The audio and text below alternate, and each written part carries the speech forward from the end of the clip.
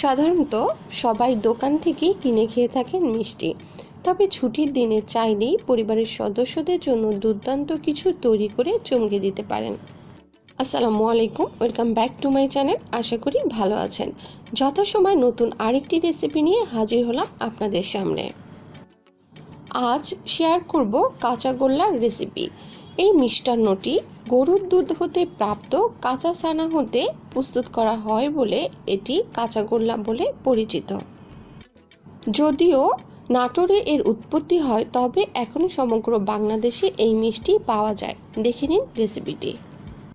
প্রথমে চুলার উপর একটি হাঁড়ি বসিয়ে তাতে ঢেলে নিলাম 1 লিটার গরুর দুধ।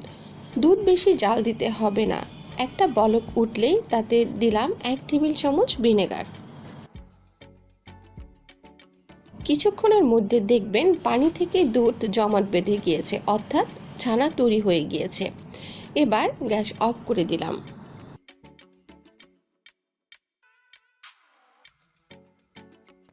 এখন পরিষ্কার একটি কাপড়ে ছানা ঢেলে নিয়ে পানিটা ছেঁকে নিলাম। অফ স্কিনে 2 থেকে 3 বার পানি দিয়ে ছানা ধুয়ে নিয়েছি। এবার কাপড়ে এভাবে ধরে নিয়ে চেপে চেপে পানি ঝরিয়ে নিলাম। বেশিক্ষণ এই ছানা ঝুলিয়ে রাখার দরকার নাই। 10 মিনিট ঝুলিয়ে রেখে কাপড় থেকে ছানা বের করে নিলাম। এবার ছানা হাত দিয়ে ভেঙে নিয়ে 2 ভাগে ভাগ করে নিলাম। এর 1 ভাগে দিয়ে দিলাম 1 টেবিল চামচ চিনি। এবার চিনি ও ছানা ভালোভাবে মথে নিলাম।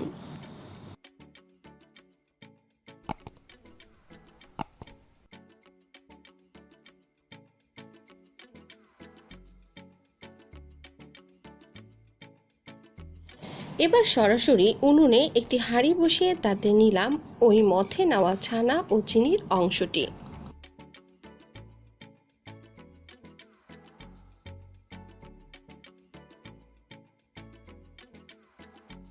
এবার তাতে দিলাম 1/4 কাপ কনডেন্স মিল্ক।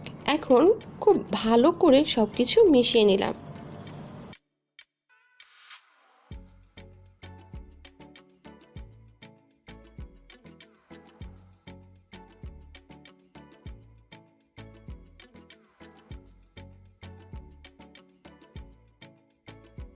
এবার জাল দেওয়া ছানা আবার প্লেটে নিয়ে নিলাম এবং হাতে স্পর্শ করা যায় এমন গরম অবস্থায় সব ছানা একত্রে মিশিয়ে নিলাম।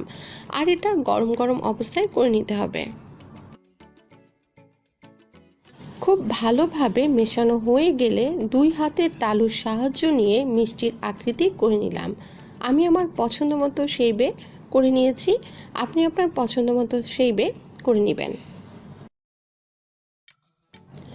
এবার পাউডার দুধের মধ্যে কাঁচা গোলার মিষ্টি চারপাশে লাগিয়ে নিলাম। আপনি চাইলে পাউডার দুধের পরিবর্তে মাওয়াও ব্যবহার করতে পারেন। এভাবে আমি সবগুলো কাঁচা গোলা তৈরি করে নিয়েছি। তাহলে এই ছিল আমার আজকের কাঁচা গোলা মিষ্টির রেসিপি। আশা করি খুব সহজভাবে আপনাদের করে দেখাতে পেরেছি। আর আপনাদের কাছে সহজ লাগলেই আমার এই কাজের সার্থকতা। আমার এমন নিত্য নতুন ভিডিও পেতে চাইলে আমার চ্যানেলকে সাবস্ক্রাইব করে রাখতে পারেন।